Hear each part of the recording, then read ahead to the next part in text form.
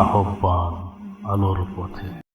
Silk এটাকে আল্লাহ তাআলা হারাম করেছেন, কিন্তু পুরুষরা এখন সিল্ক পরেন তো পরেন। সিল্কের জামা দেখেন না আপনারা? সিল্কের জামা বাজারে যেসব সিল্কের জামা পাওয়া যায় বেশিরভাগ এগুলো 2 নম্বর, অতএব এগুলো পড়লে অসুবিধা নেই।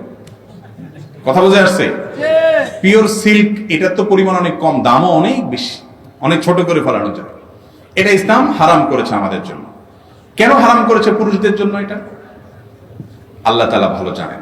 আল্লাহ তাআলা অনেক কিছু হারাম করেছেন, তার রহস্য আমরা হয়তো বুঝেছি 1400 বছর পরে, 1300 বছর পরে, কিংবা হয়তো আরো পরে বুঝবো।